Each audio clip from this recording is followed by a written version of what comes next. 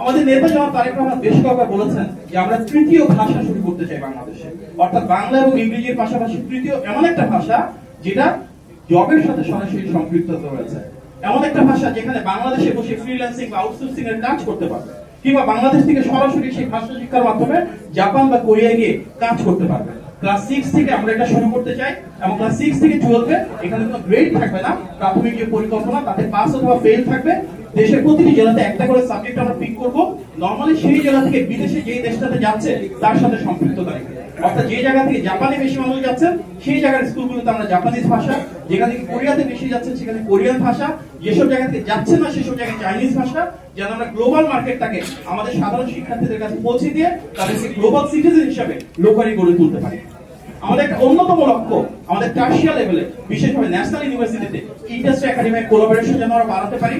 যে industry লিঙ্কেজের missing link আছে সেটাকে আমরা আরো জোরদার করতে পারি এবং স্কিল এনহ্যান্সমেন্ট করতে পারি। লোকাল যে ইন্ডাস্ট্রিগুলো রয়েছে তার সাথে একাডেমিক ইনস্টিটিউশন বা কলেজগুলোর একটা কানেক্টিভিটি আমাদের তৈরি করতে হবে। তার জন্য ট্যাক্স এবং ইনসেন্টিভ যা দেওয়া প্রয়োজন আমাদের নেতার নির্দেশনায় সেগুলোতে আমরা কাজ করতে চাই।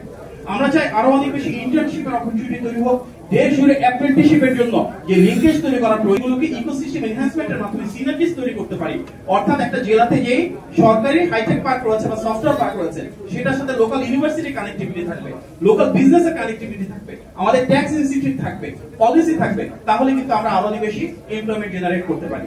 আমাদের মূল উদ্দেশ্য হচ্ছে জব তৈরি করা। আমাদের নেতা জনাব তারেক রহমান বলেছেন বিএনপি ইনশাআল্লাহ রাষ্ট্র পরিচালনার দায়িত্বে আসলে আমাদের সবচেয়ে বড় কমিটমেন্ট হবে কর্মসংস্থান তৈরির জায়গা থেকে। আমরা পাবলিক সেক্টরে family card, farmers card, health কার্ডের কথা শুনেছি, আমরা নিশ্চয়ই শুনেছি যে আমাদের প্রায় 1 লক্ষ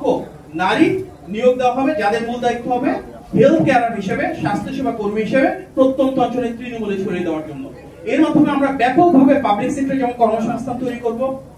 আমাদের ফার্মার্স কার্ডের মাধ্যমে যেমন কৃষকদের ক্ষমতায়ন করব, ফ্যামিলি কার্ডের মাধ্যমে নারীর ক্ষমতায়ন করব, ঠিক একই সাথে কিন্তু আমাদের প্রাইভেট সেক্টরে অ্যাগ্রো বেসড ইন্ডাস্ট্রির দিকে মনোনিবেশ করতে হবে, যেন গার্মেন্টস এবং আমাদের ম্যান পাওয়ার এক্সপোর্টের পাশাপাশি অ্যাগ্রো বেসড এক্সপোর্টটাকে আমরা সামনের দিকে নিয়ে যেতে পারি।